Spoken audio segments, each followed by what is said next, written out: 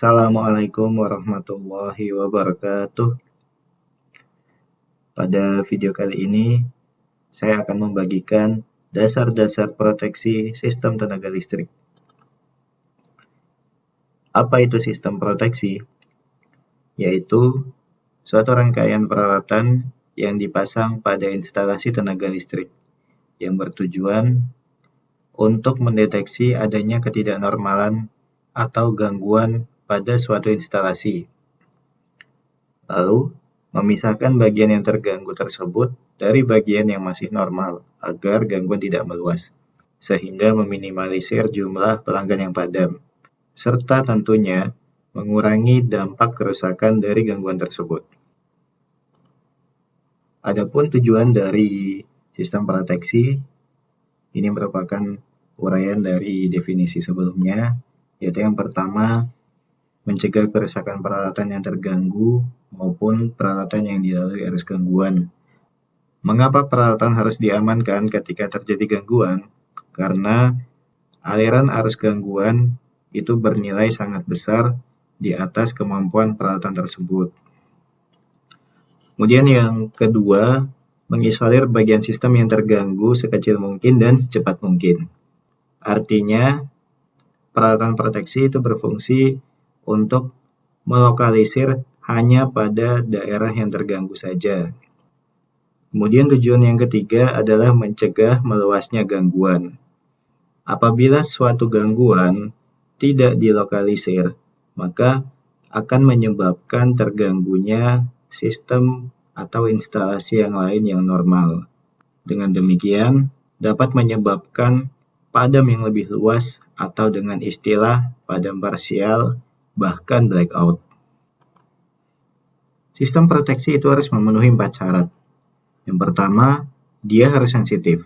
Artinya, harus mampu mendeteksi sekecil apapun gangguan atau ketidaknormalan yang terjadi pada suatu instalasi. Misalkan, kita memiliki satu substation yang terdiri dari satu incoming feeder dan 2 outgoing feeder. Kita beri nama outgoing A dan outgoing B.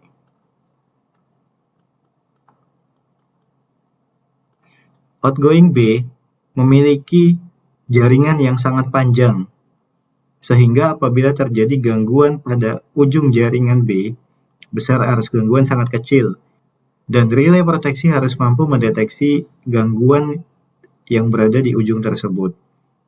Walaupun besarnya arus gangguan masih di bawah kemampuan peralatan. Lalu persyaratan yang kedua yaitu harus selektif. Artinya mampu menentukan daerah kerjanya serta fasa mana yang terganggu secara tepat, sehingga mampu melokalisir atau memisahkan bagian yang terganggu dengan bagian yang tidak terganggu. Contohnya gangguan di feeder B, maka relay proteksi yang bekerja memerintah si B untuk open adalah relay proteksi yang berada di feeder B. Bukan saat gangguan di feeder B, feeder A atau incoming feeder yang malah trip.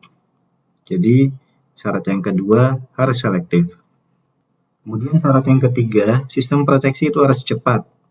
Artinya ketika terjadi gangguan, itu secepat mungkin harus dilokalisir atau dipisahkan dari bagian yang tidak terganggu sehingga tidak mengganggu sistem yang masih normal. Adapun definisi cepat di sini dikenal dengan istilah fault clearing time, yaitu waktu yang dibutuhkan dari mula gangguan sampai dengan CB open. Itu terdiri dari fault decision relay, relay contact delay, CB opening time, dan lain-lain. Selanjutnya, syarat yang terakhir adalah sistem proteksi itu harus andal. Artinya, sistem proteksi itu harus memiliki kepastian yang tinggi. Artinya tidak boleh gagal dan tidak boleh salah kerjanya. Contoh gagal bagaimana? Saat terjadi gangguan di GIB, relay proteksi di feeder outgoing B mengalami gagal kerja misalkan karena rusak atau karena sumber DC di tripping circuit tidak tersedia, dan sebagainya. Dan tidak mengalami kesalahan kerja. Misalkan relay outgoing B kita set delay waktunya adalah 100 milidetik.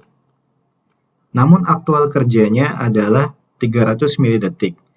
Hal ini tentu sangat berpengaruh kepada persyaratan yang lain, harus selektif dan harus cepat. Ini adalah diagram satu garis sederhana dari suatu feeder di mana terdapat sumber yang mensuplai beban. Secara umum, perangkat proteksi itu terdiri dari 4 komponen utama,